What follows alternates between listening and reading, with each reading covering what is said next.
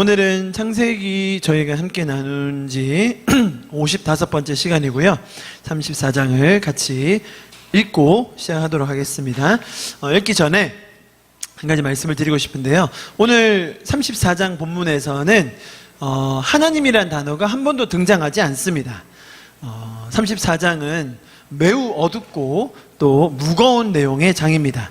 하나님께서 어떤 일을 하셨다라는 기록이 하나도 없어요. 그래서 오늘은 이 말씀을 통해서는 하나님의 성품이나 하나님이 어떤 일을 하셨다거나 하나님이 어떤 분이시다라는 것을 직접적으로 배우지는 못해요.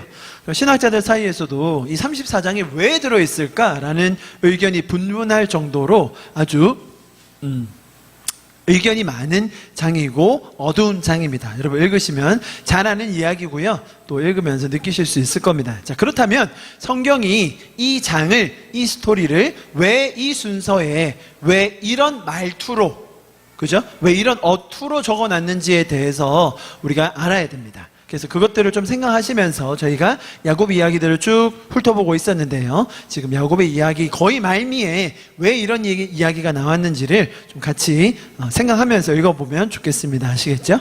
34장 우리 처음부터 끝까지 같이 한번 읽어보겠습니다. 오늘 본문은 이 야곱의 자녀들에 대한 이야기입니다. 그죠? 야곱의 딸 디나와 또 나머지 아들들에 대한 이야기입니다. 그 아들들이 하몰과 세겜, 그 추장이었죠. 하몰과 세겜과 겪은 아주 끔찍한 기록이 나와 있습니다. 자, 본격적으로 오늘 본문을 제가 나누기 전에 조금 흐름을 짚고 갔으면 좋겠어요. 여러분, 창세기를 저희가 보고 있는데 34장에 와 있습니다. 창세기는 1장부터 11장까지 족장시대, 족장 이전의 창세에 대한 기록과 그리고 큼지막한 사건들이 기록되어 있고요. 12장에서 큰 전환을 이루죠. 아브라함이라는 한 사람이라는 이제 족장시대라고 하는데요. 아브라함, 이삭, 야곱, 요셉까지 이어집니다. 자, 보시면 아브라함이라는 한 사람을 부릅니다. 그래서 아브라함이 자녀를 둘을 낳죠. 이삭과 이스마엘입니다. 그러나 약속을 주셨던 사라와의 아들은 한 명이었습니다. 그 한 명의 아들을 가지기 위해서 아브라함이 겪었던 그 믿음의 과정, 아브라함을 의심하고 하나님은 계속 기적으로 나타나 주시고 계시해 주시고, 아브라함을 의심하여서 인간적인 지혜로 거기에 충돌하면서 나타나는 상황들, 그러면서 가족에 일어나는 일들을 보여주는 게 아브라함의 이야기였습니다. 자, 그리고 나서 이삭의 이야기로 넘어오죠. 자, 이삭으로 넘어오면 이제 리브가를 어떻게 구했는지 아주 자세하게 나옵니다. 자, 이삭으로 넘어오면서 두 아들을 낳죠. 야곱과 에서입니다. 두 사람을 얻고 나서부터는 이제 가정사가 아주 자세하게 풀어집니다. 야곱은 말 그대로 우유부단하고 소심한 사람이었습니다. 반면에 리브가는 여대장부였습니다. 아주 성격이 호탕하고 성격이 칼과 같았습니다. 자, 그 엄마의 성격은 누가 닮았죠? 에서가 닮았고, 아빠의 성격을 아빠 이삭의 성격을 야곱이 닮았죠. 그죠? 네. 그래서 이 가족들 가운데 겪게 되는 일들을 우리가 자세히 봤어요. 그죠?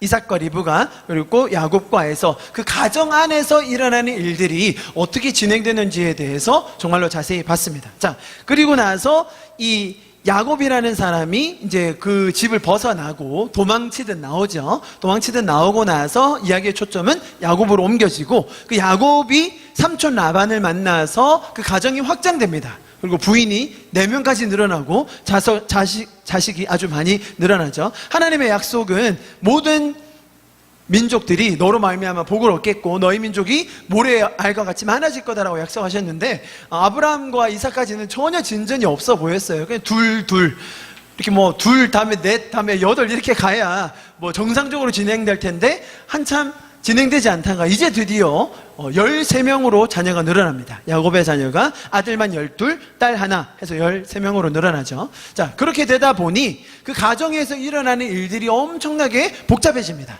사람이 많으면 많을수록 하나님의 원리로 살면 그 안에서 복을 누리고 우리가 기쁨을 누릴 수 있습니다. 그러나 하나님의 원리대로 살지 않은 채 가족이 늘어나는 것이 얼마나 재앙인지를 보여주는 것이 오늘의 이야기입니다. 여러분, 하나님의 원리대로 살 때만이 우리가 그 안에서 복을 누릴 수 있는 것입니다. 그것은 하나님께서 우리에게 인간들이 어떻게 살아야 되는지, 무엇이 중요한지를 보여주고 있는 것이 이 창세기의 이야기입니다. 자, 여러분, 선조인 아브라함 때도 이삭 때도 그랬지만 특히 이 야곱의 스토리를 쭉 살펴보면, 지금 저희가 야곱의 스토리를 몇 주째 보고 있죠. 신기하게도 대부분의 장면에서 이 성경이 말하고자 하는 메시지가 가족이라는 것은 무엇인가? 여러분 기억나시나요? 스토리들이 계속 그렇게 진행됐었어요. 도대체 가족이란 건 뭔가?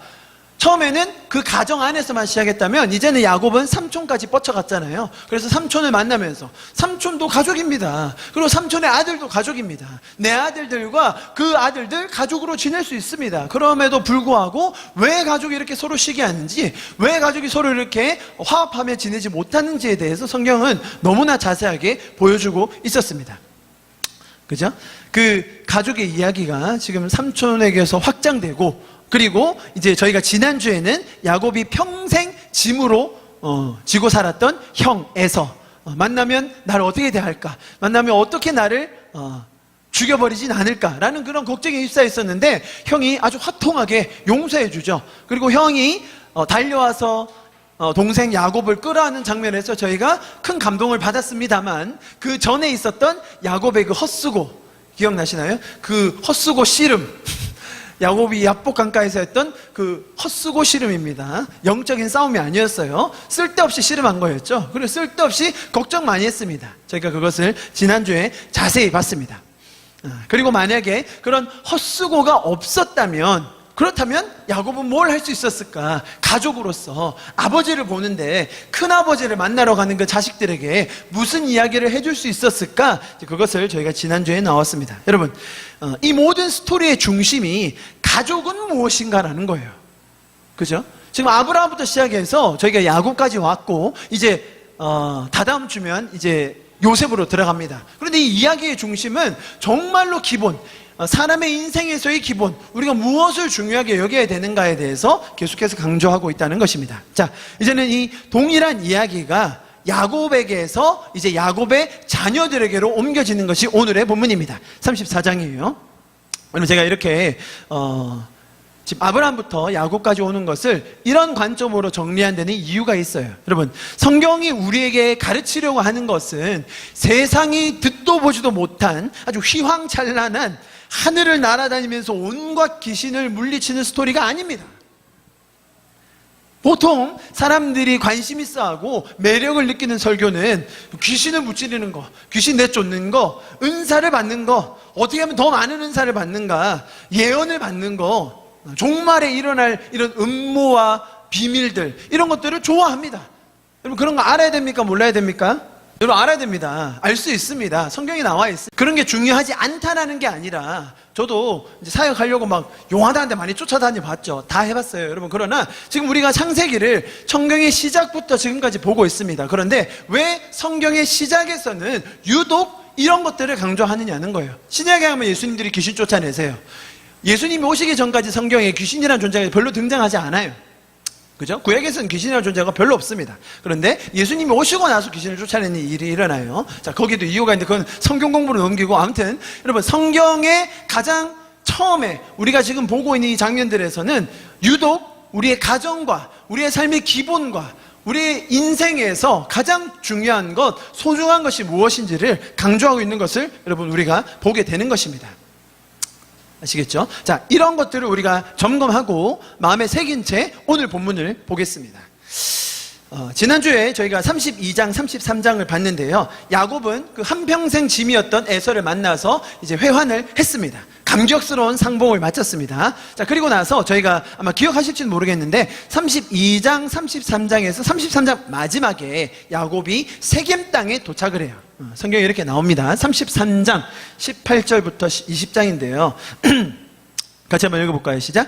야곱이 밧다람에서부터 평안히 가나안 땅 세겜 성읍에 이르러 그 성읍 앞에 장막을 치고, 그가 장막을 친 밭에 세겜의 아들 하몰의 아들들에게 손으로 베크시타에 샀으며 거기에 제단을 쌓고 그 이름을 엘 엘로헤 이스라엘이라 불렀더라. 자, 보시면, 자, 야곱이 어느 땅에 도착했다고요? 세겜 땅, 세겜 성읍. 이게 세겜은 그 땅의 이름이기도 하고 또 그 땅을 다스리고 있던 하몰이라는 사람, 아버지가 하몰이에요. 그 아버지의 아들 둘이가 이제 성경의 추장이라고 나옵니다. 영어에서는 프린스라고 나오고요. 그래서 그 땅을 다스리던 하몰의 아들의 이름도 세겜, 그 땅의 이름도 세겜이에요. 자, 이해하시겠죠? 자, 그런데 야곱이 에서가 제안을 했었죠. 내가 너와 같이 가겠다. 아, 괜찮습니다, 형님. 아니면 내가 너한테 사람을 좀 보내줄게. 위험할 수도 있으니까. 아, 형님, 주인인 형님의 마음만으로도 감사합니다. 저는 알아서 가겠습니다. 라고 해서 굳이 헤어져요. 그렇죠? 에서는 다른 곳으로 가고, 그 다음에 야곱은 세겜 땅으로 온 것이 33장의 마지막입니다.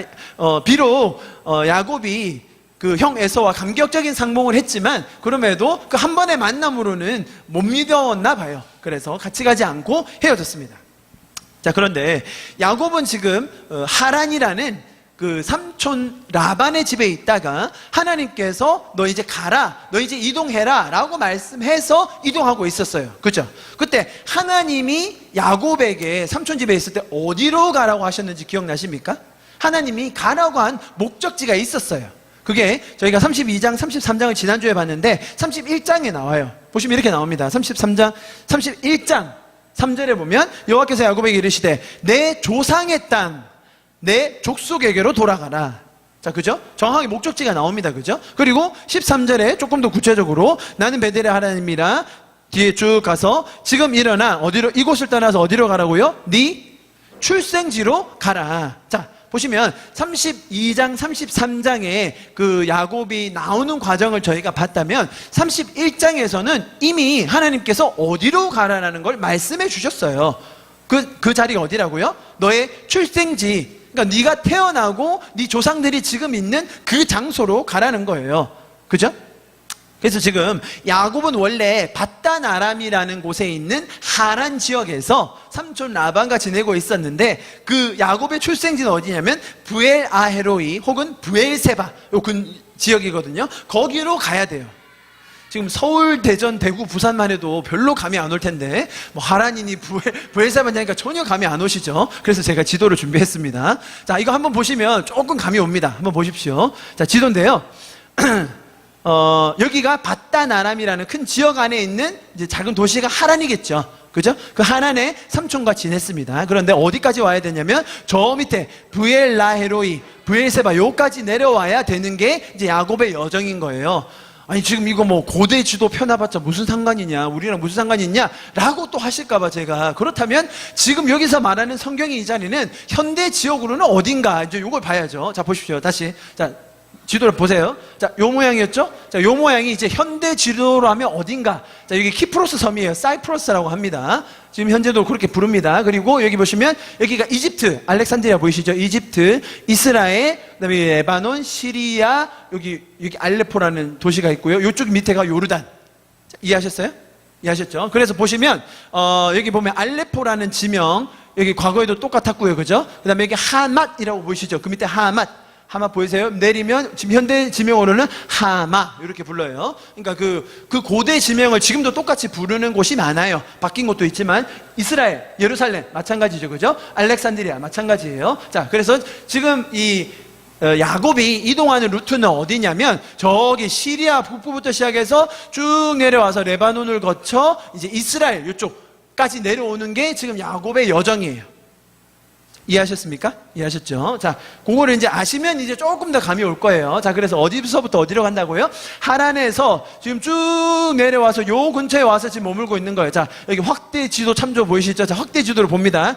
자, 이제 어디 볼지 아시겠죠? 자, 이렇게 보면 확대 지도예요, 여기가. 자, 보시면 지금 쭉 내려와가지고 여기서 이제 브누엘이라는 곳에서 야곱과 에서가 화해했어요. 그러면서 이스라엘 이름을 받았죠. 자, 숫꽃이나 세겜. 지금 여기가 세겜이에요. 지금 야곱이 있는 곳이 여기고, 지금 어디로 더 가야 돼요? 자, 좀 있으면 베델로 갈 거예요. 이제 다음 주에. 베델, 원래는 루스였는데 베델이라고 이름이 바뀌었어요. 중요한 곳이죠. 세겜 내려와서 베델 쭉 내려와서 여기 어디예요? 부엘세바. 여기 야곱이 에서를 속이고 장자권 여기서 자란 거예요.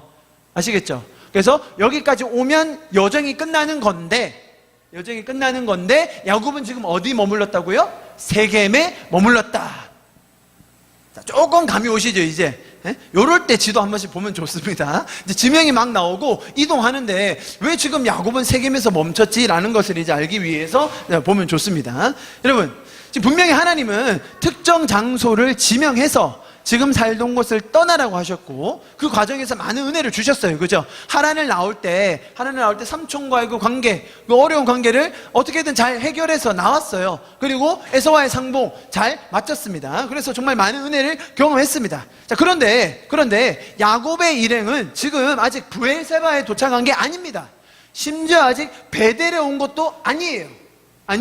하나님은 거기 가라고 하셨어요. 나는 베델의 하나님이다. 네 출생지로 가라 라고 얘기를 하셨다고요. 그걸 듣고 야곱은 움직이고 있는데 야곱은 아직 거기까지 가지 못한 상황인데 왜 세겜에 머물기로 했을까요? 세겜에서 땅을 사고 그 사람들과 교통하기 시작했고, 아까 보셨죠? 33장 말미에 그 족장에게 땅을 사더라. 땅을 샀다는 것은 거기서 뭐 잠깐 며칠 머물다 가는 게 아니죠.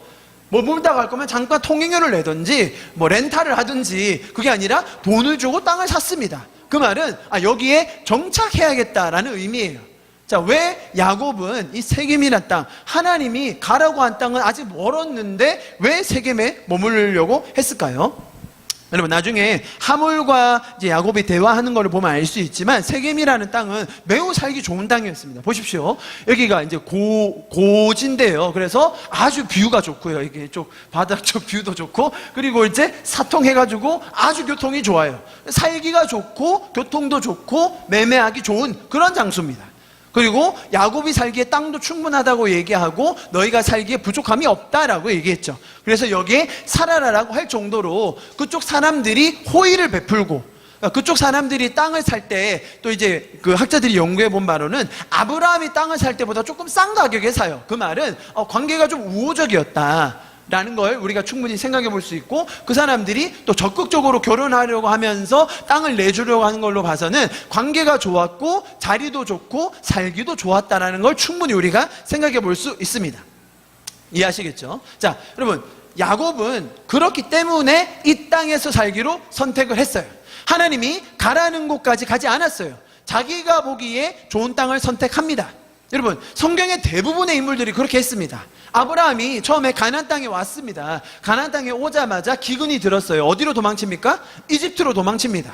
그죠? 거기서 많은 사건들이 있었고, 그 아들 이삭도 이제 가나안에 있는데 또 기근이 들어요. 도망가려고 할 때 하나님이 그때는 다행히 나타나셔가지고 너 그냥 있어라 해가지고 이삭은 여기 그랄이라는 땅에 머물러요.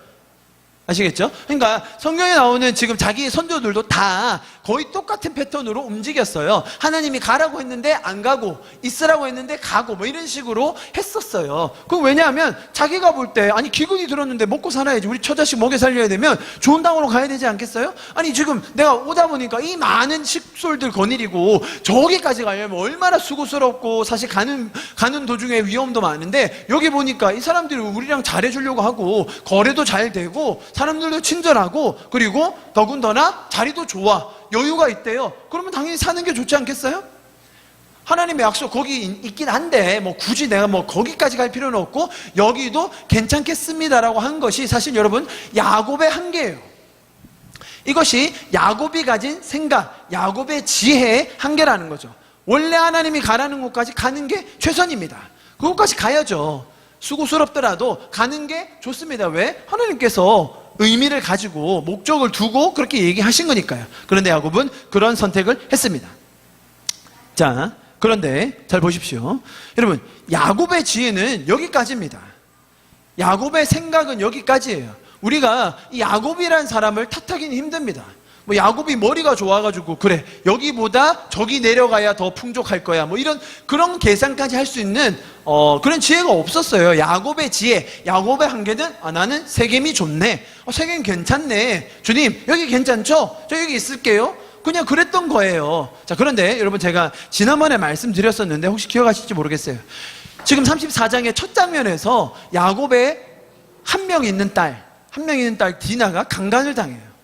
자, 디나가 강간당한 이 사건을 신학자들이 어떻게 많이 해석하냐면, 야곱이 브엘세바까지 내려가야 되는데 그것을 순종하지 않고 불순종하여서 세겜에 머무는 것에 대한 벌이 디나가 강간당한 거다라고 해석해요. 그럼 제가 오늘 본문이 참 어려워서요, 평소에 보는 거에 그 주석에 한 정말 더 많은 양을 보고 많은 분의 설교를 들어봤어요. 근데 생각보다 많은 분들이 그렇게 해석하세요. 하나님이 벌 주신 거다. 뭐라고 하냐면 하나님이 이 야곱을 호되게 혼내시고 그 땅에서, 세겜 땅에서 넌더리가 나게 해서 나가도록 한 계획이다라고 얘기하세요. 하나님께서 야곱의 자신의 지혜의 한계로 한 선택이 하나님께 불순종이었기 때문에 하나님께서 디나를 벌하셔서 디나가 강간당하게 하셨다는 것은 매우 잘못된 해석입니다. 그건 하나님의 성품과 맞지 않습니다. 하나님은 그러신 분이 아닙니다. 보십시오. 하나님의 원리를 모르거나 아니면 하나님의 원리를 알아도 그렇게 못 사는 사람들이 많아요. 그렇죠? 죄의 유혹 때문에, 내 지혜의 한계 때문에, 내 연약함 때문에, 내 과거의 습성 때문에 그렇게 하지 못하는 사람이 많습니다. 여러분 보세요. 하나님의 원리대로 살지 않으면 거기에 대한 결과가 나옵니다. 하나님의 원리로 살지 못하고 하나님의 원리를 알지 못하고 하나님께서 우리의 삶에 가르쳐 주시고 수많은 지혜를 모르고 살면, 알아도 그렇게 안 살면 거기에 따르는 죄적인 결과들이 있어요. 여러분, 오늘 나오는 34장은 야곱의 선택에 대한 결과가 맞습니다. 야곱이 만약에 세겜에 머물지 않고 쭉 갔다면 이런 일이 없었겠죠. 그러나 야곱은 자신의 지혜의 한계로 하나님의 뜻을 깊게 새기지 못하고 그런 선택을 했어요. 그랬더니 거기에 있던 죄와 야곱의 선택이 결합을 해서 이런 엄청난 비극적인 사건이 벌어진 거예요. 여러분, 이런 비극적인 사건이 벌어졌을 때 그 사건을 다시 한번 수습하시고 그들에게 힘을 주시고 다시 한번 살아나게 하시는 게 하나님이지, 여러분, 이 잘못된 불순종 한 번으로 인해서 하나님께서 그에게 노하셔서 이런 식의 벌을 내리셨다는 건 말이 안 돼요. 아시겠죠? 자, 요거를 전제로 하고 자, 이제 34장 본문으로 들어가겠습니다. 창세기 34장은 성경에 나오는 가장 더러운 장 중에 하나입니다. 성경에 이만큼 잔혹한 이야기가 몇 군데 더 나오긴 하지만 정말로 잔혹한 이야기입니다. 나오는 이야기 자체가 강간, 사기, 집단 학살, 종교적 상징인 할례를 오용한 것, 그리고 약탈한 것, 이게 주제입니다. 이야기예요. 말씀드렸듯이 34장에서는 하나님이 단 한 번도 등장하지 않습니다. 그런데 이것을 하나님께서 야곱을 호되게 다루시기 위한 형벌, 훈련, 정신 차리게 하는 매라고 하면 하나님의 성품을 왜곡하는 거예요. 그렇죠? 오히려 어리석은 선택으로 인하여 야곱이 괴로워하고 있을 때, 여러분, 그게 우리 인생 아닙니까? 우리가 어리석게 선택해서 우리가 하나님의 원리를 몰라서 혹은 알지만 우리가 연약하여서 지키지 못하였을 때, 내가 하나님의 원리대로 살지 못하였을 때, 그때 내가 겪는 그 수고와 어려움과 괴로움을 하나님께서는 도와주시죠. 이해하시겠습니까? 자, 이제 그런 맥락으로 우리가 봐야 합니다. 자, 34장 1절 우리 같이 한번 보겠습니다. 자, 처음부터 이제 볼 겁니다. 34장을 다시 한번 쭉 훑어볼 거예요. 같이 한번 읽어보겠습니다. 시작. 레아가 야곱에게 낳은 딸 디나가 그 땅의 딸들을 보러 나갔더니, 뭔가 이상한 표현이 있어요. 여러분, 눈여겨보셔야 됩니다. 뒤에 가면 이게 왜 지금 성경이 이런 식으로 표현했는가, 왜 성경은 지금 34장을 왜 여기에 두고 지금 어떤 어투로 얘기하고 있는가를 눈여겨보셔야 돼요. 자, 여러분, 이때 디나는 아마도 사춘기 소녀 혹은 결혼 정년기 정도의 여자로 보아집니다. 충분히 그렇게 유추할 수 있어요. 이제 시대를 보면요. 자, 이 문장만 보시면 디나가 이제 외국에 와가지고, 그죠? 다른 나라 사람들, 자기랑 생김새도 좀 다를 수도 있고 문화가 다르겠죠? 그 사람들에게 호기심을 느껴서 그냥 한번 마실 나간 정도라고 볼 수도 있어요. 요 문장만 보면. 그러나 뒤의 상황과 다 결부시켜서 보면 꼭 그런 건 아닐 거예요. 그냥 한번 나간 사건은 아니라고 보아져요. 자, 2절 보면 이렇게 돼 있죠. 히위 족속 중 하몰의 아들, 자, 누군지 아시겠죠? 하몰. 그 히위 족속이 사는 땅인 거예요. 그러니까 가나안에 사는 족속이 몇 족속이 있는데 그 중에 히위 족속에 하몰이라는 추장이 있었고 그 추장의 아들이 세겜이다. 그리고 지금 이 땅의 이름도 세겜이라는 땅이다라는 거죠. 이해하시겠죠? 그 아들이 디나를 데려가서 강간을 합니다. 자, 여러분, 한 남자가 무력을 사용해서 여성을 겁탈했습니다. 이 행동은 절대로 용납할 수 없는 범죄입니다. 세겜의 입장이 있을 거고, 어떤 분들은 그렇게도 해석 많이 하세요. 그러니까 여성이 처신을 잘 못한 거에 대한 지적도 하세요. 분명히 그럴 수도 있어요. 우리가 상황 다 모르니까. 왜냐하면 그 1절에 나오는 단어들이, 고대의 그런 성창이라고 하죠. 성전에서 그 자기 몸을 팔아서 드렸던 제사를 하는 사람들이 썼던 단어를 써요. 그래서 아마 이 디나의 행동 처신도 잘못됐을 것이라고 추측할 수도 있어요. 자, 여러분, 어쨌든 간에 디나의 처신이나 세겜의 입장 모든 걸 다 차치하고라도 지금 세겜이 디나를 겁탈한 건 잘못된 일입니다. 범죄입니다. 처벌받아 마땅합니다. 끝. 됐죠? 세겜의 행동을 두둔할 수 없습니다. 어떤 경우라도 세겜은 잘못한 겁니다. 무력을 사용해서 연약한 여성의 성을 겁탈한 겁니다. 이것은 있어서는 안 될 일입니다. 자, 이거에 대해서 타협할 수 없어요. 세겜은 잘못했고 처벌받아야 됩니다. 그에 합당한 처벌을 받아야 돼요. 아시겠죠? 강간범입니다. 자, 그런데 여기까지는 저희가 확실하게 매듭을 짓고요. 잘못된 일이다. 그런데 그 이후에 나오는 세겜의 행동이 좀 충격적이에요, 사실. 보시면 3절과 4절에 그 마음에 깊이 야곱의 딸 디나에게 연연하여 그 소녀를 사랑하여, 부드러운 말로 돼 있어요. 영어로 보면 부드러운 말로 위로하고, 그리고 청하여 아버지한테 졸라요. 아버지한테 부탁을 해요. 나 이 여자랑 결혼하게 해주세요. 자, 이 구절을 보면 저희가 아까 1절에서 말한 것이 그냥 한 번의 외출은 아니었다는 걸 알 수 있어요. 만약에 이 세겜이라는 사람이 나 오늘 쟤 강간해야지 라고 그냥 계획하고 한 번의 범행 혹은 우발적인 범행이었다면 이런 식으로 얘기할 수는 없어요.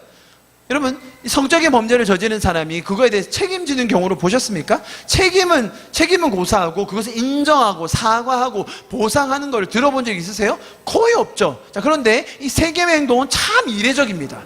어떻게 이렇게 한 번 겁탈한 것 때문에 자기의 마음 다 주고, 여러분 뒤에 어떤 장면까지 나옵니까? 할례를 받겠느냐, 찾아와서 결혼시켜달라고 할 때 오빠들이 할례를 여러분, 할례라는 것이 그렇게 쉬운 외과 수술이 아닙니다. 당시에 아주 고통스럽고 아주 힘든 수술이에요. 그런데 마을 전체 사람을 가장 덕망 있는 자신이 다 설득해가지고 받게 할 정도면 그 결혼에 대한 진정성을 저희가 볼 수 있죠. 절대로 농담이 아니었어요. 하몰과 세겜은. 이해하시겠죠? 그래서 이 정도로 깊게 사랑했다. 그러니까 뭘 유추해 볼 수 있냐면, 이 세겜이라는 이 청년이 저 디나라는 자매와 너무 결혼하고 싶은데 당시에 그게 잘 안 되면 추장이라는 권위를 사용해서 그냥 강제로 성관계를 맺고, 그래 이제 했으니까 내가 지참금 줄게, 결혼하자, 이런 문화가 충분히 있을 수 있었거든요. 무슨 말인지 아시겠죠? 당연히 우발적이든 아니면 나쁜 계획이든 어쨌든 이 사람은 겁탈을 했고, 그리고 나서 이제 자기의 원래 의도, 나는 결혼하고 싶어요 라는 것을 밝힌다는 거예요. 무슨 말인지 이해하시겠죠? 그래서 1절과 4절까지 봤을 때 이 세겜은 우발적으로 했다기보다는 디나를 이미 오랫동안 알고 있었고 많은 서로 관계를 맺고 있었는데, 이제 그것이 이렇게 잘못된 방식으로, 나쁜 방법으로 표출이 되었고, 이렇게 결혼이라는 것을 제한하고 있다. 이것은 너무나 이례적이다라는 것을 저희 기억해 주셨으면 좋겠어요. 아시겠죠? 그리고 저희가 아까도 왜냐하면 제가 왜 이런 말씀을 드리냐면, 아까 33장 말미에 그 야곱이 이미 하몰과 세겜에게서 밭을 사요. 그리고 나서 지금 34장에 들어온 거잖아요. 그러니까 이 사람들이 처음 만났다기보다는 이미 가정과 가정 간의 경제적인 교류가 있었어요. 경제적인 교류도 있었고 서로 알고 지내는 사이이었기 때문에 지금 이런 상황이 나왔다라고 볼 수 있어요. 이해하시겠죠? 자, 그렇게 정리하면 되겠고요. 자, 어쨌든 이 두 젊은이 가운데 치욕스러운 사건이 있었습니다. 그 사실이 양가 집안에게 알려지게 되었습니다. 여러분, 지금 이 세겜의 반응, 결혼하면 좋겠습니다, 제가 사랑합니다, 결혼시켜 주십시오 라는 반응은 참 충격적입니다. 아주 충격적인 일입니다. 자, 그런데 이것이 충격적이라면 다음에 나오는 구절은 참 경악스럽습니다. 보십시오. 5절의 말씀입니다. 야곱이 그 딸 디나가 더럽혔다함을 들었으나 자기의 아들들이 들에서 목축함으로 그들이 돌아오기까지 잠잠하였다. 자, 여러분, 야곱이 잠잠하였다고 합니다. 여기서 나오는 잠잠함이, 우리 딸이 강간을 당했네, 이걸 어떻게 해결하지? 어떻게 하면 지혜롭게 이걸 잘 처신할 수 있지? 가만히 있어보자, 어떻게 하면 좋을까? 라고 생각하면서 골똘히 몰두하면서 하는 잠잠함이 아니에요. 여기서 나타나는 잠잠함은 아주 무책임에 가까운, 무관심에 가까운 침묵이에요. 그것을 대조하는 게 바로 다음 절이에요. 6절 보시면 세겜의 아버지 하몰은 야곱에게 말하러 왔어요. 야곱은 가만히 있었어요. 여러분, 야곱의 아들이 11명입니다. 지금 11명이고 딸이 하나입니다. 여러분, 아들 11명에 딸 1명이면 그 딸이 얼마나 귀했겠습니까? 오빠들부터 시작해서 온 집안이 그 딸이 얼마나 귀했겠어요. 그 딸이 낯선 동네에 나가서 겁탈을 당하고 왔는데 아버지가 가만히 있는다는 게 말이 됩니까?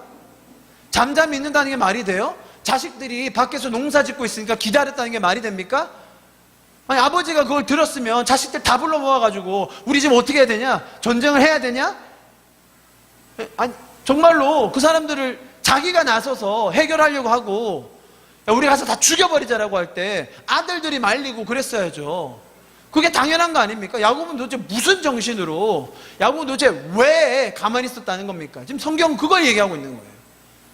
하몰은 가서 직접 얘기했어요. 아, 우리 아이들이 젊은데 이렇게 사고를 쳤네요. 자, 우리 어떻게 하면 좋겠습니까? 제일 좋은 건 결혼시키는 거 아니겠습니까? 우리 아들이 보니까 딸을 너무 좋아하네요. 자, 이렇게 된 거 우리 결혼시킵시다. 이 얘기 하러 온 거예요. 이게 당연한 거예요. 그렇게 해야 되는 거예요. 그런데 야곱은 왜 가만히 있냐는 거예요. 그 다음 절 보십시오. 7절. 야곱의 아들들이 듣자마자, 여러분 원문을 보면요, 듣자마자 내팽개치고 달려오는 거예요. 원래는 오빠들이 동생의 소식을 듣자마자 달려와가지고 분노하고 격분하는 거예요. 그럼 이게 당연한 겁니다. 여러분, 그리고 나서 이제 하몰이 그 야곱에게 제안을 합니다. 어떻게 해요? 8절부터 나오죠. 그죠? 보시면 아까 저희가 읽었으니까 다 읽진 않을게요. 뭐라고 얘기하냐면, 우리 아들이 너무 좋아합니다. 결혼시켜 줍시다. 그리고 이제 세겜이 말합니다. 어떤 예물이라도, 혼수라도, 아무리 큰 것이라도 다 얘기하십시오. 제가 다 주겠습니다. 다만 이 디나와 결혼하게만 해 주십시오. 여러분, 지금 이 문장들을 보시면 참 뭔가 진정성 있게 얘기하긴 합니다만, 그렇다고 해서 이 사람들의 태도를 지켜 세울 건 없어요. 왜냐하면 여기는 참 양면적인 게 있어요. 여러분, 이런 일이 벌어졌습니다. 자, 그리고 동네 소문이 났습니다. 그러면 제일 먼저 와서 해야 될 말이 뭡니까? 죄송합니다. 저희가 잘못했습니다. 괜찮으세요? 저희가 죽을 죄를 졌습니다. 그러면 이렇게 사과를 하는 게 도리 아닙니까? 근데 와가지고 마치 이것이 최선의 대안이냐? 자기가 먼저 얘기를 해요. 여러분, 그 대안이면 그 대안을 먼저 죄송하다고 얘기하고 디나 입장에서 들어야죠. 디나 입장에서 뭐가 좋은지. 우리 아들이 이런데 디나 넌 어떻게 생각하니? 사실 딸 쪽에서 결정해야 마땅한 거지, 이것을 자기가 생각한 대안을 가지고 얘기한다는 것은 참 말이 안 되는 겁니다. 그리고 더군다나 여기에 백지수표를 내밀었습니다. 그죠? 뭐든지 청하십시오. 다 주겠습니다. 말은 좋은데요, 만약에 야곱 집안이 찢어지게 가난했다, 이런 집안인데, 자기가 정말 가난한 집안인데 우리 딸이 겁탈당했는데 저기 돈 많은 사람이 와가지고 그래 뭐 그렇게 됐네, 돈은 우리한테 많아, 필요한 거 좀 있어? 줄 테니까 결혼시키자, 이렇게 얘기했다면 얼마나 수치스럽겠어요. 우리 딸이 창녀입니까? 그게 지금 오빠들의 얘기거든요. 우리의 딸이 창녀처럼 취급받는 것을 가만히 있어야 됩니까? 그게 무슨 말이에요? 지금 성을 저 사람들이 돈 주고 살려고 하는데 가만히 있어도 되겠어요? 라는 말이거든요. 그죠? 야곱 집안은 그렇게 가난하진 않아요, 사실. 그래서 그 정도 수치를 느끼진 않았겠지만, 일단 이 하몰과 세겜이 이야기하는 제안은 겉으로는 좋아 보일 수 있어요. 그리고 제가 볼 때도 어느 정도 진정성이 있어요. 네. 그리고 성경은 이 사람들의 진정성을 높이 사요. 뭐랑 대조하면서? 야곱이랑 대조하면서. 네. 야곱의 태도의 이 정말 부정적인 면을 대조하면서 오히려 하몰과 세겜의 이런 제안, 하몰과 세겜의 이런 말들이 오히려 더 낫다라는 뉘앙스를 띄어요, 성경은. 아시겠죠? 그러나 그렇다고 해서 우리가 하몰과 세겜을 지켜 세울 필요는 전혀 없다는 걸 제가 말씀드리는 거예요. 이해하시겠죠? 자, 그리고 나서 이 야곱이 정말로 가만히 있는 무관심한 태도를 보이는 것이 또 한 번 강조돼요. 자, 보십시오. 지금 12절까지 얘기했죠. 결혼하게 해주세요 라고 하니까, 그러면 누가 대답해야 됩니까? 아빠 야곱이 대답해야죠. 그런데 13절 보십시오. 이렇게 되면 야곱의 아들들이 대답을 해요. 오빠가 대답하는 거예요. 참, 이거 뭐하는 짓입니까? 야곱은 왜 가만히 있습니까? 야곱은 왜 한마디도 못합니까?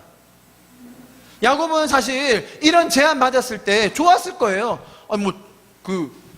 지참금을 많이 준다고? 혼수를 많이 준다고? 그럼 우리 집안이 부자가 되는 거 아닌가? 아마 그 생각을 했을 거예요, 야곱은. 정말로 못됐어요. 오빠들이 그래서 대신 대답을 해요. 가만히 있는 야곱을 보다 못해 오빠들이 대답합니다. 그 대답의 제안의 핵심은 뭐였습니까? 할례 받아라라는 거였어요. 할례 받아라. 할례는 남성의 생식기의 표피를 떼내는 외과적인 수술이에요. 정말 아픕니다. 당시에 변변한 도구가 있겠습니까? 그 수술을 하고 상처가 아물기 위해서는 열흘 정도는 아무것도 안 하고 가만히 있어야 됩니다. 지금도 그래요. 지금도 그 정도인데 과거에는 훨씬 더 심했을 거예요. 그죠? 자, 그런 할례를 제안을 합니다. 여러분, 할례라는 것은 하나님과 언약 관계의 표시로 여겨졌어요. 당시에는 그랬습니다. 지금은 완전히 동일하진 않아요. 그죠? 신약시대 와서는. 자, 그래서 할례는 종교적으로 당시에는 하나님의 민족이 되겠다는 성경적인 의식이었어요. 그래서 이방인들을, 그러니까 유대인들 입장에서 볼 때 이방인들을 이스라엘 백성들이 되게 하는 아주 중요한 의미를 가지고 있었죠. 성경에 그런 얘기가 많이 나오고요. 그래서 이방인들도 할례를 받으면 이스라엘의 시민이 되는 그런 특권에 참여할 수가 있는 거예요.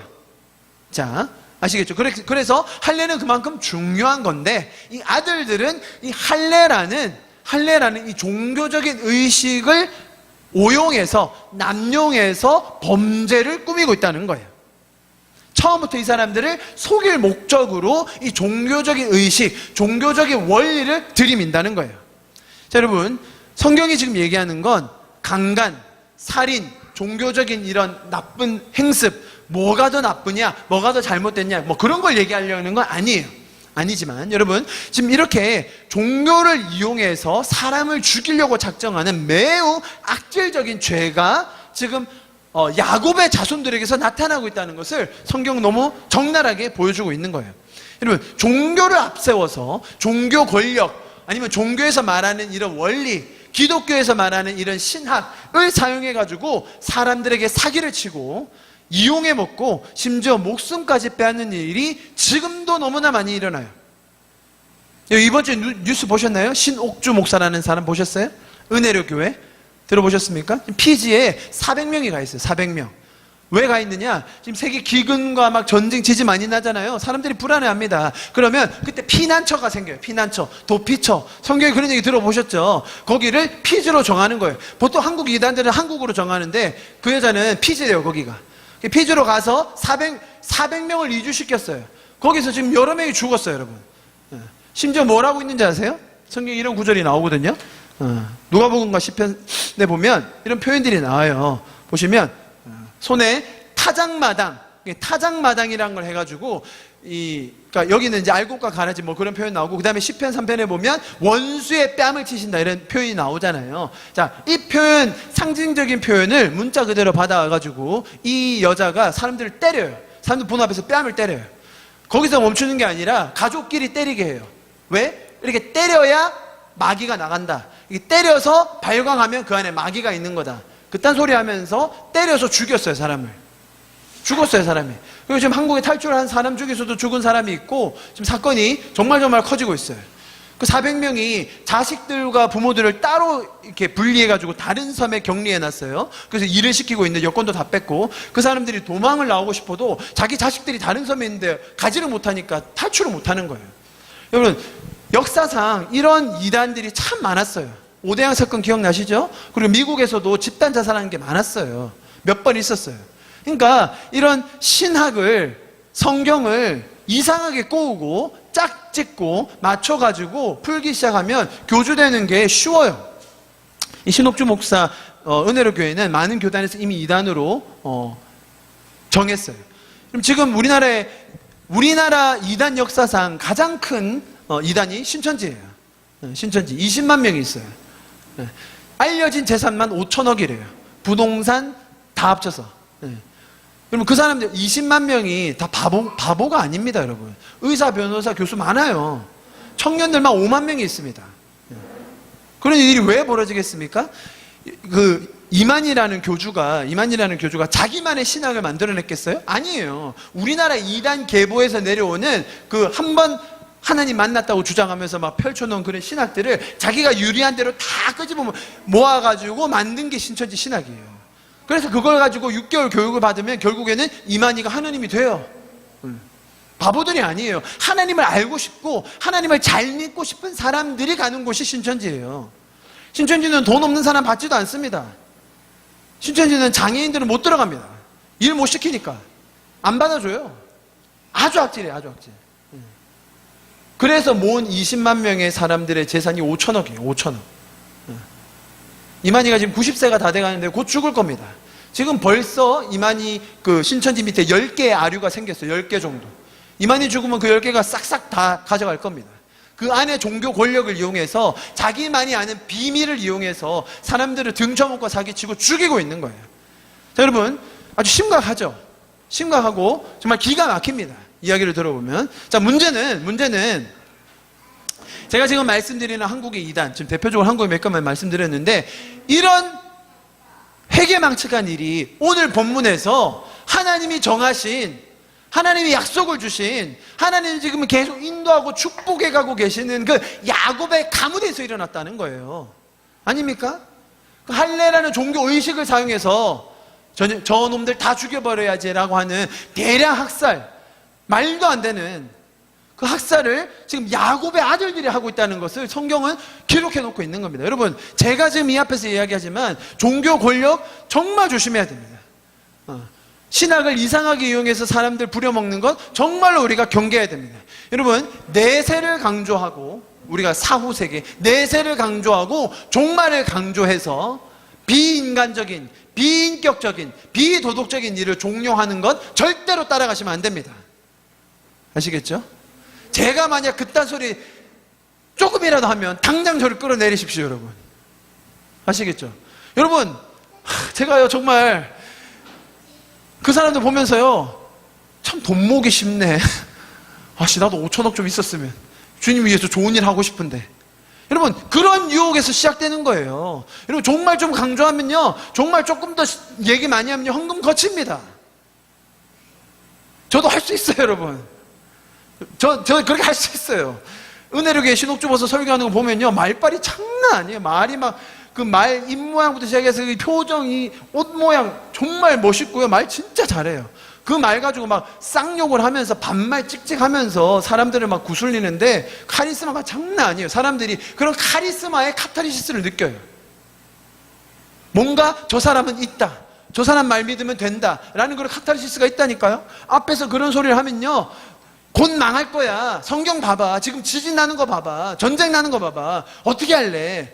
여러분, 그런 예언했던 우리나라의 사람들 한두 명이었냐고요. 네? 저한테 문자 보내서 물은 적이 한두 번이었냐고요. 이 사람 이렇게 예언했는데 우리 어떻게 해야 되지? 여러분, 내세를 이용하거나 말세를 말세는 가까이 왔습니다. 맞아요. 말세 가까이 왔기 때문에 어떻게 살아야 돼요? 오늘 제가 그 얘기 드릴게요. 말세 가까이 왔다고 재산 더 내놓으라고 하고 이런 것은 여러분 절대로 속으시면 안 돼요. 자, 제가 오해하시면 안 됩니다. 이웃을 섬기기 위해서, 그죠? 우리 주변에 있는 도와야 될 사람들을 위해서 우리 좀 헌금합시다. 우리 좀 힘을 모아서 저 사람들 좀 살려줍시다. 도와줍시다. 얼마든지 합시다, 여러분. 그런 거는. 아닙니까? 우리가 다른 사람을 살리기 위해서, 저 죽어간 사람들을 건지기 위해서 하는 것은 할 수 있습니다. 그러나 그것에 대한 동기를 이제 마지막에 왔다, 다 왔다, 세상 필요한 건 뭐 있냐? 라고 하면서 그것을 종용하면서 하는 것은 결국은 이런 모양으로 빠질 수 있다는 거예요. 그것을 경계하라는 것이 오늘의 본문이에요. 근데 문제는 대부분의 설교에서 그런 말을 많이 들어보셨죠, 여러분? 저도 많이 들어봤고요. 저도 많이 했었어요. 여러분, 그 중심이 뭔지를 파악하는 게 쉽지 않아요. 분명히 그런 설교를 할 수 있습니다. 필요할 때도 있어요. 그러나 그것이 얼마나 조심해서 해야 되는지, 그리고 가급적 배격해야 된다는 것을 오늘 저는 본문을 통해서 강조하고 있는 거예요. 자, 여러분, 그리고 나서 이 종교적인 의례를 제안했을 때 하물과 세김이 그것을 즐겁게 받아들여요. 여기서 우리의 그 사람들의 진정성을 볼 수 있는 거예요. 받아들이고 가서 이야기를 해요. 자, 그런데 이것도 참 웃긴 게, 제가 이걸 다 읽진 않겠지만 만약에 그런 상황이었으면 세겜이 가서 가장 덕망 있는 자라고 했다면 가서 뭐라고 얘기해야 맞아요? 제가 잘못을 저질렀습니다. 이런 실수를 했는데 이런 제안을 했더니 거기에서 이렇게 얘기해 왔습니다. 우리 지키면 이렇게 될 건데 한번 해봅시다 라고 해야 정상인데, 자기가 잘못한 건 쏙 빼요. 자기가 혹탈했다는 얘기 안 합니다. 뭐라고 얘기합니까? 우리 이렇게 서로 통혼하면, 서로 결혼하면 경제가 살아날 거고 우리에게 이익이 있을 거고 우리나라가 더 부강해지고 발전할 겁니다. 우리 할례 받읍시다 라고 얘기해요. 자, 그러니까 진정성은 있었음에도 불구하고 결국은 또 가서 마치 정치인인 것처럼 자, 요거 자기 잘못한 게 있으니까 그거 감추는 일인데 사실 그거 무마하면서 좋게 하는 일인데 결국은 자기들에게 경제적 이익이 갈 거라고 얘기하는 이 거짓말. 세상은 그렇게 속고 속이는 거예요. 자, 그 수술을 받고 나서 그 다음 장면 보겠습니다. 그 다음 장면 25절입니다. 제 3일에 3일째가 됐을 때가 이 수술을 받고 가장 아플 때예요. 그때까지 기다렸다가 그들이 아파할 때에 자 보십시오. 누구가 가서 범죄를 저지르죠? 두 사람이 가서 그 모든 사람을 다 죽입니다. 두 사람입니다. 전체가 다 가는 게 아니에요, 여러분. 나머지 아들들은 이 두 사람이 하는 걸 보고 그 뒤에 다 죽었으니까 에라 모르겠다고 나간 거예요. 여러분 성경이 정확하게 얘기해 주고 있어요. 누구라고요? 두 사람이 시므온과 레위예요. 자, 여러분 제가 아까 처음에 1절을 읽을 때 유의해서 보라고 말씀드렸어요. 보십시오. 1절 34년 1절에 보면 디나가 누구의 딸이라고 얘기해요? 레아의 딸이에요. 시므온과 레위가 누구의 아들이에요? 레아의 아들이에요. 자, 지금 뭔 말하는지 아시겠어요? 지금 성경이 그냥 디나를 1절에서 소개할 때 야곱의 딸 디나라고 소개해도 됩니다. 그런데 왜 굳이 레아의 딸이라고 소개를 할까요? 지금 오늘 본문은 여러분 자세히 보면 이게 외적으로 드러나는 참상들이 있죠. 강간, 종교를 빌미로 한 사기, 살인, 끔찍한 것들을 다루고 있습니다만 이것들이 있기 전에 이면에 왜 이런 일이 일어났는지, 왜 이 자녀들이 이런 극단적인 행동을 했는지를 우리에게 보여주고 있는 거예요. 사실 오늘의 본문의 핵심은 그거예요. 디나, 시므온, 레위 이 사람들은 야곱의 사랑을 전혀 받지 못한 그 레아의 자녀들이었어요. 사실 실바와 빌하의 자녀들은 이미 자기들은 첩이고 종의 신분이기 때문에 뭐 그렇다 쳐요. 뭐 우리는 우리 엄마가 종인데 뭐 첩인데 뭐 거기에서 별로 기대가 없었을 거예요. 그러나 레아와 라헬은 다르죠. 둘 다 부인이에요. 자매예요, 자매. 그죠? 같은 배에서 난 레아와 라헬이라고요. 그런데 같은 동급의 엄마인데 왜 요셉은, 왜 쟤는, 왜 저 이모는 저렇게 대접을 받는데, 여러분 야곱이 어떤 짓 했는지 아시죠? 옷을 다르게 입히고 음식을 다르게 주고 자는 곳을 다르게 재우고 뭐 하는 짓이냐는 거예요. 여러분 미국에 총기 사건 많이 일어나잖아요. 그 총기 사건이 일어날 때 막 한두 명 죽인 거 말고 학교에서 막 대량 학살이 일어날 때 그런 대량 학살을 저지르는 범죄자들의 대부분이 아빠가 없어요. 아버지가 없이 자란 애들이에요. 아버지가 없이 자란 애들의 범죄율이 정말로 높아요. 여러분 그건 정확한 통계입니다. 동성애자들이 우리도 엄마, 아빠로 잘 키울 수 있다라고 얘기하지만 그건 통계적으로 틀렸어요. 엄마와 아빠가 둘 다 있는 가정의 자녀가 훨씬 성공할 확률이 높고요. 범죄를 저지를 확률이 낮아요. 통계적으로 나와 있습니다. 여러분 지금 성경이 지금 뭘 강조하려고 하는지 한번 보십시오. 여러분 정말로 참혹합니다. 보시면 지금 여기 제가 적어놓은 사람 6명이 레아의 아들이에요. 레아 애들만 6명이고 그 다음에 레아가 마지막으로 낳은 게 디나 딸이죠. 그죠? 그 디나가 겁탈을 당했어요. 그 나머지 아들들이 있는데 보시면 오늘 시므온과 레위가 대량 학살을 합니다. 여러분 첫째 아들 장남 르우벤 무슨 일을 했죠? 자기 아버지의 첩, 쉽게 말하면 자기 배다른 형제의 엄마예요. 빌하를 겁탈을 해요. 기억나시죠? 그 아마 다음 주에 나옵니다. 자, 그리고 유다가 무슨 짓을 했죠? 나중에 며느리 다말에게 욕보인 사건 나중에 나옵니다. 성경이 이상하게 레아의 자녀들이 왜 이렇게 됐는지에 대해서 너무 정확하게 기록해 놓고 있어요. 이 자녀들이 자기들이 아버지 밑에 같은 집에 살면서 같은 지붕 밑에 살고 있지만 그 속에 살면서 그 안에 쌓인 한과 이런 억울함이 이토록 극단적인 반인륜적인 범죄로 표현됐다는 것을 우리에게 가르쳐주고 있는 거예요. 이해하시겠습니까? 지금 이 자녀들의 범행, 또 이 자녀들의 수치스러운 사건들이 이 집안에 있는 아버지의 차별하는 태도, 이 아버지의 무관심과 상관이 없다고 말할 수 있겠어요? 이 자녀들이 평생을 살아오면서 어머니 아버지와의 관계에서 가지게 된 이 억울함, 인정받지 못함, 무관심 등에 대한 감정들이 쌓여 있었어요. 그런데 이런 감정들이 쌓여 있었는데 우리 동생이 강간당한 걸 알면서도 가만히 있는 이 아버지를 보면서 그 감정이 극에 달한 거예요. 지금 뭐 하는 짓이냐고. 이래도 가만히 있을 거냐고. 그것을 분출하기 위한 방편이 이런 극악한 행동으로 표현된 거예요. 아까 저희가 읽었었는데요, 7절에 보면 이렇게 나와 있어요. 7절에 야곱의 아들들은 들에서 이를 듣고 돌아와 그들이 모두 의심하여 심히 노하여 이르되 이는 세겜이 야곱의 딸을 강간하여, 자, 누구에게 부끄러운 일을 했다고요?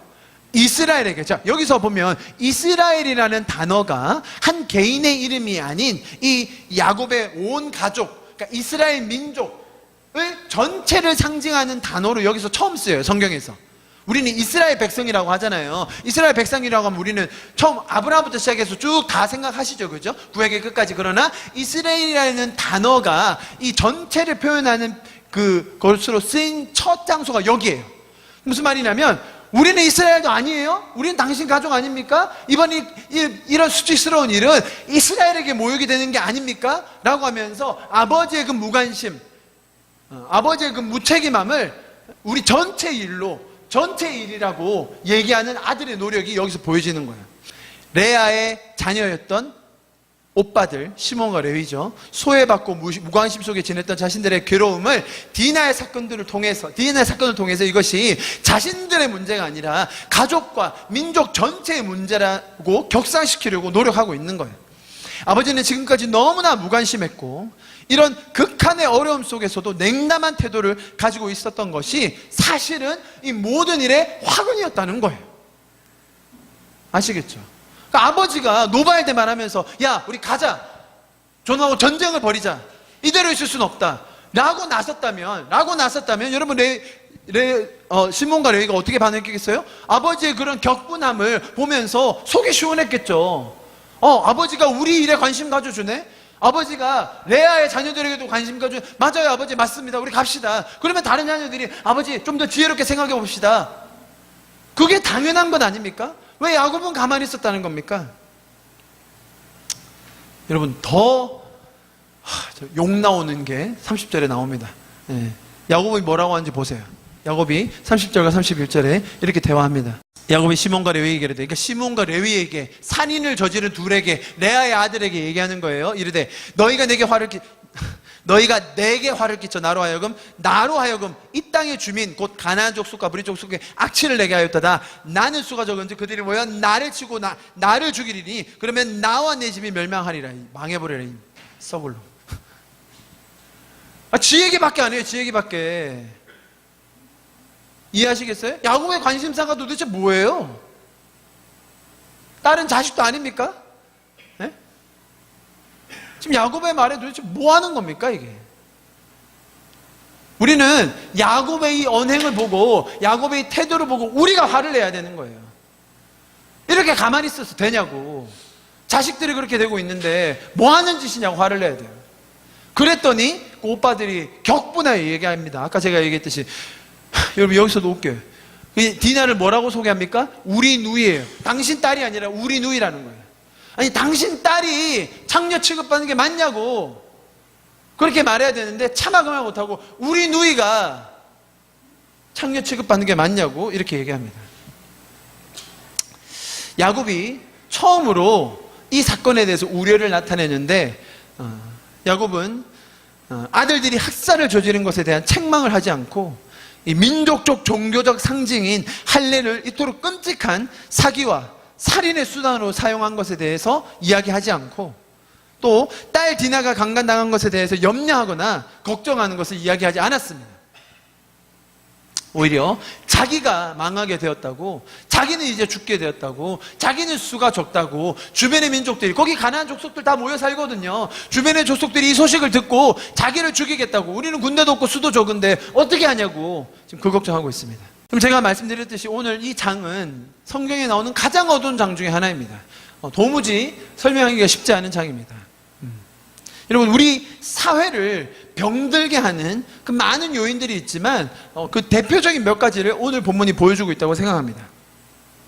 중간중간에 설명을 했지만 첫 번째로는 이 야곱의 태도에서 나오는 자기중심성이에요. 이기심이죠, 이기심. 나만 잘 되면 되고, 나만 건강하면 되고, 나만 건사하고, 내가 누리는 쾌락이 최고고, 그것만 중요하게 생각하는 이 사회적인 병폐가 결국은 이런 사건을 만들어낸다는 거예요, 사실.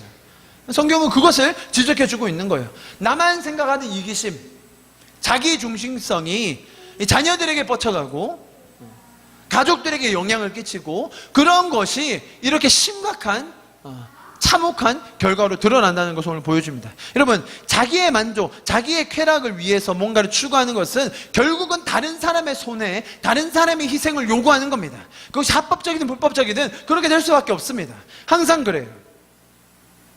그래서 지금 우리가 살고 있는 시대는 자아실현, 내 만족, 내 행복만 추구하는 시대가 되어버린 것이 사실입니다. 여러분, 오늘 성경에서 강조하는 우리 사회를 병들게 하는 또 다른 요인 하나는 병든 가족입니다. 상처받은 가족이에요.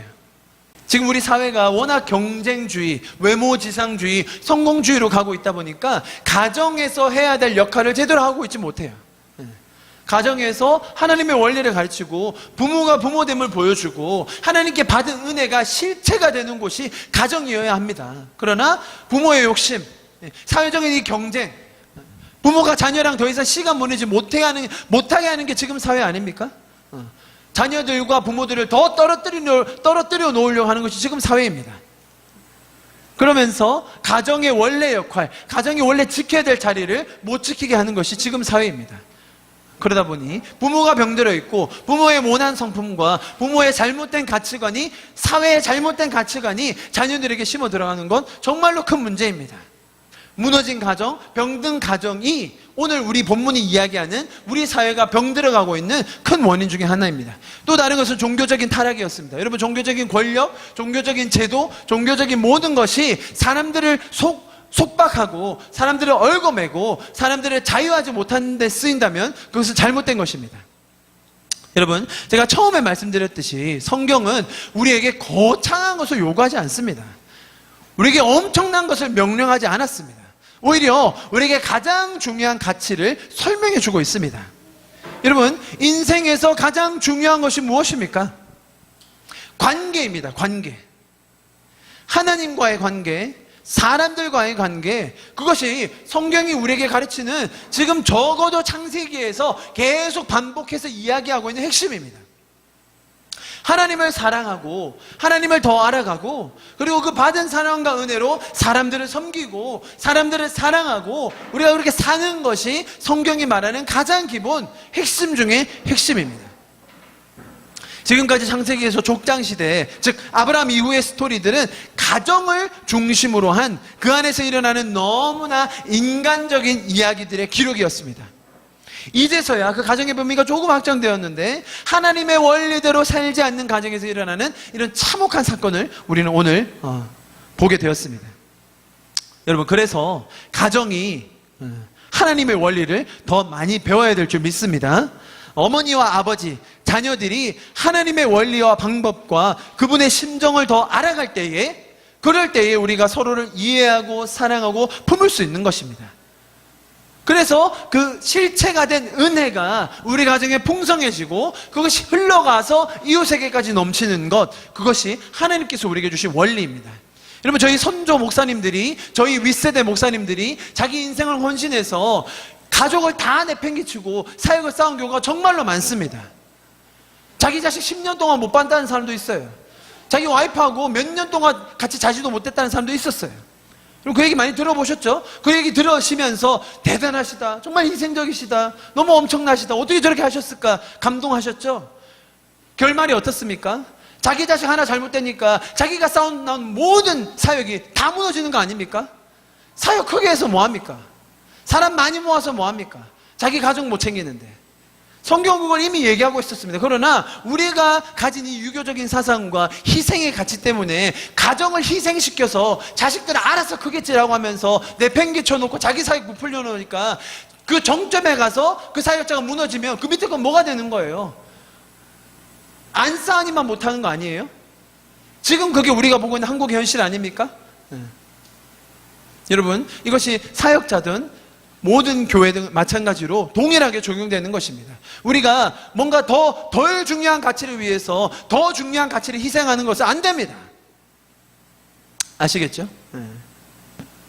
성경은 오늘 그것을 저에게 너무나 분명하게 보여주고 있습니다. 너무 어두운 얘기만 계속 하니까 저도 힘들고 저도 힘들고 여러분도 힘드시죠? 사적으로 제가 한 가지 말씀드리겠습니다. 그래서요, 교회는요, 휴일날 행사를 하면 안 돼요. 빨간 날 교회들이 꼭 행사를 하거든요. 뭐 체육대회, 뭐 하고. 요즘 무슨 철인지 아십니까? 요즘 교회에서 새가족 초청, 이웃 초청의 또 시즌이에요, 여러분. 교회마다 다 보시죠? 저희 집 밑에 가면 어떻게 플랜카드가 붙여져 있냐면 2배 부흥을 위한 새신자 초청 축제 할렐루야, 뭐 이렇게 플랜카드로 붙여놨더라고요. 지나가는 안 믿는 사람이 그거 보면 뭐라고 생각할까요? 내가 2배 부흥을 위한 이 타겟인가? 여러분, 대부분 그렇게 붙여놨어요. 자, 여러분, 제가 뭘 얘기하려고 하냐면, 이 교회라는 조직이, 교회라는 어떤 시스템이 성도들을 교회의 이익이 되기 위한 수단으로 쓰면 안 돼요. 이해하셨나요? 그러니까 휴일날 사람들을 부르고 뭔가 시간이 날 때 사람들을 많이 불러요. 왜냐하면 자꾸 사람들을 불러서 이제 달달 볶아야 결국 말을 잘 듣는다라고 얘기하세요. 훈련을 많이 시키고 뭔가 프로그램을 자꾸 돌려가지고 많이 해야 결국 사람들이 순종하고 하나님을 잘 따른다라고 얘기해요. 뭐 일리도 있을 수도 있습니다만, 여러분, 그 안에 담겨져 있는 그 기본적인 원리를 저희는 반대해야 됩니다. 무슨 말이냐면, 교회가 잘 되기 위해서, 교회가 성장하기 위해서 성도들을 쓰면 안 됩니다. 교회가 없어져서 성도들이 유익해지면 그건 괜찮은 거예요. 그래야죠. 교회가 작아지고 교회가 망하면서 성도가 유익을 받는다. 할렐루야. 그게 아니라 교회를 세우려고 여러분들을 희생시키면 안 되는 거예요. 우리 이번에 2배 부흥 새신자 축제가 있으니까 집사님 나오셔서 얘기 해주시고 장로님 나오셔서 주차해 주시고 방송에 다 하시죠. 아시겠죠? 보통은 교회가 그런 시스템으로 돌아와요. 그럼 결국은 누가 유익을 얻는 거예요? 교회 2배 부흥. 그럼 결국 누가 유익을 얻어요? 담임 목사님. 그 짓 하지 말자는 거예요. 그 짓 하면 안 된다는 거예요, 여러분. 그럼 반대로 모이는 게 잘못됐다는 게 아니에요. 여러분, 모였는데 너무 좋아. 모여서 기뻐요. 그래서 더 오랜 시간 모이고 교제하고 이야기 나누고 성경 이야기 나누고 기도 제목도 나누고 그러다 보니 시간이 많이 갔네요. 그건 잘못된 게 아니에요, 여러분. 그건 좋은 거예요. 이해하시겠죠? 그게 자연스러운 교회예요. 당연한 교회예요. 모였는데 좋아서 있다 보니 이렇게 시간이 지났네. 그게 당연한 거예요. 그게 아니라 우리 요 시간에 모여야 됩니다. 모여서 요거 해야 됩니다. 왜요? 요걸 위해서요. 그렇게 목적과 목표를 정해놓고 교회가 성도들을 이용하는 것은 안 되는 거예요. 여러분, 기존에 이런 컨셉이 교회를 부흥시키는데 큰 역할을 했습니다. 우리 이 정도 목표 이룹시다. 우리 내년까지 2배 배가합시다. 자, 그러려면 어떻게 될까요? 주변에 몇 사람 있습니까? 자, 카드 적어내세요. VIP 이름 적어내시고, 자, 지금부터 기도 들어갑니다. 그 VIP가 어떻게 하면 올 수 있을까요? 자, 선물 세트 1, 2, 3, 4 드리면 됩니다. 자, 한 번 오게 하세요. 한 번 오게 하기 위해서 우리가 교회 재정을 많이 들여서, 자, 그분, 그 유명한 가수 아시죠? 믿음 조심히 초청할 테니까 한 번만 데리고 오세요. 자, 그러고 나면 또 목회자가 너무 이렇게, 이 비밀을 많이 가르쳐 드렸나요? 보통 이렇게 다 하는데, 이렇게 해야 돼요. 교회가 부흥하려면. 제가 그거 자체가 나쁘다는 게 아니에요. 그분들의 열정이 나 저 사람 구원하고 싶은데 우리 교회에서 뭐 안 해주나? 근데 뭐 이런 게 있네. 와, 너무 좋다. 한 번이라도 가보자. 자, 그거 좋은 의도입니다. 자, 그것까지 폄하하지 않는 거 아니에요. 그런데 대부분의 교회는 왜 가을에만 다 같이 셋이서 축제하는데 왜? 이거 프로그램화 된 거 아니에요, 이거? 이건 비판받아야 되는 거예요. 왜 가을에, 날씨가 선선하고 좋아서. 이상한 거예요, 여러분. 그럴 이유가 없어요. 무슨 말인지 이해하시겠죠? 우리가 교회를 같이 함에 있어서, 여러분, 제가 또 반대로 대학생들은 자주 부릅니다. 오늘 대학생들이 아무도 안 왔잖아요. 왜 안 왔겠어요? 내일부터 시험이에요. 그러니까 뭐 평소에 안 하다가 또 어제 또 밤을 새가지고 이렇게 안 온 거죠. 그건 제가 뭐라고 하지 않아요. 그렇기 때문에 대학생들은 제가 자주 불러요. 왜? 안 부르면 딴짓해요. 가정이 없는 싱글 대학생들은 안 부르면 지 혼자 처박혀가지고 딴짓하기 때문에 제가 자꾸 불러냅니다. 그리고 먹이고 얘기하고 혼내고 얘기하고 또 먹이고 이렇게 합니다. 자, 무슨 말인지 아시겠죠? 그러나 가정이 있는 집들은 휴일날 쉬어야 됩니다. 휴일날 가정과 시간을 보내야 돼요. 그런데 휴일날 교회에서 모이는데 다 같이 가정인데, 그럼 뭐 저희는 좀 그런 케이스라 조금 다르긴 하지만, 일단은 일반적인 교회에서 빨간 날 행사 가지면 직장인들 정말 짜증나요. 직장인만 짜증나는 줄 아세요? 부사일자도 정말 짜증나거든요. 부사일자인 저도 정말 짜증나. 빨간 날 좀 쉬고 싶은데 뭘 하라고 이렇게 만드는지. 제 말을 이해하시겠죠? 여러분, 제가 지금 말하는 이게 오늘 본문에서 말하는 것에 대한 적용이라는 거예요. 성경에서 말하는 가장 중요한 게 뭐냐는 거예요. 정말로 거창하고 정말로 대단한 사역을 벌임으로써 우리가 대단한 뭔가를 이루어내는 게 중요하다는 거예요? 아니요. 그거 아니라 기본만 제대로 해도, 가정만 제대로 서 있어도, 가정 안에서 하나님의 원리를 배우고 아빠만 제대로 서 있어도, 엄마가 사랑받고 잘 있으면 자녀만 잘 돼도 이런 일 안 일어난다는 거예요. 이런 비참한 일, 기독교 역사에 믿는 집안에, 아니 믿는 집안이 뭡니까? 예수님의 대를 잇는 그 가정에 지금 이러한 일이 일어났다는 겁니다. 뭘 안 해서? 기본을 안 해서요. 기본을. 가장 근본, 관계, 하나님과의 관계, 가정 안에서의 관계, 그 다음에 사람들과의 관계, 그거 안에서 지금 이런 일이 일어났다는 것이 오늘 성경의 기록이라는 겁니다. 말씀을 좀 마무리하겠습니다. 여러분, 하나님은 우리를 먼저 자녀 삼아 주셨어요. 그래서 우리는 하나님을 아버지라고 부릅니다. 우리에게 너무나 큰 특권이고 축복입니다. 예수님은 십자가를 지심으로써 우리의 죄를 용서해 주시고 우리를 그분의 신부라고 불러주셨어요.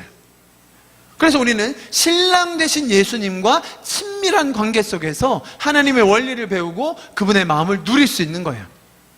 자, 여러분 보십시오. 제가 지금 하나님과 예수님의 관계를 성경이 뭐라고 묘사하는지를 보여드렸습니다. 우리는 하나님을 아버지라고 부릅니다. 그 아버지라고 부르는 것을 회복하기 위해서 아버지 학교가 얼마나 많이 열렸습니까? 하나님이 아버지라고 부르니까 내가 도저히 우리 육신의 아버지 때문에 난 도저히 하나님 아버지라고 못 부르겠다고 하는 사람 얼마나 많이 보셨어요, 여러분. 그러나 그것이 원형이라는 거예요. 예수님이 우리의 신랑 되신, 분명히 이것은 비유적인 표현입니다만 성경에 말하고 있는 것은 아버지, 신랑, 신부, 자녀, 이 모든 것이 가족이라는 것 안에서 우리에게 표현되어진 관계라는 거예요. 너무 중요한 것입니다. 성경은 그만큼 우리 가정의 기본, 가정의 근본됨을 우리에게 반복적으로 표현해주고 가르쳐주고 있는 거예요.